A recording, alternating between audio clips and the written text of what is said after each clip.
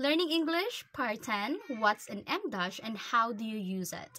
Hey everyone, welcome back to Learning English Part 10.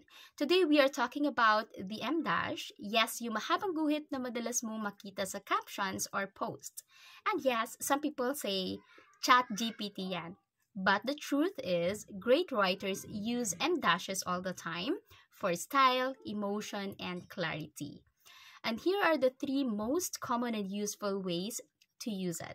Number 1, to add extra info. For example, I love grammar. It's actually fun.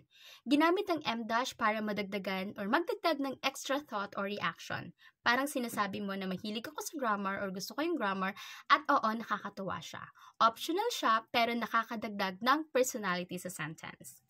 Number 2, emphasize something. For example, there's one thing I need, coffee. Dito ginamit ang M dash para bigyang diin yung mahalagang part ng sentence. Parang may dramatic pause bago mo sabihin yung highlight.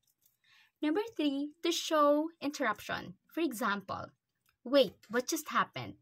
Perfect to sa dialogue, pinapakita nito or pinapakita ng M dash na may biglang interruption or pagkalito. Parang may kausap ka tapos may nangyaring nakakagulat. Teka, ano yun? And note, there are other ways to use an M dash, but these three are the most common and practical for everyday writing. Tips: you could use M dash on a sentence for effect, just don't overdo it. So your turn, write a sentence using an M dash in the comments and I'll randomly pick one. The lucky winner will get 100 Gcash. So see you in part 11 and keep learning. Bye!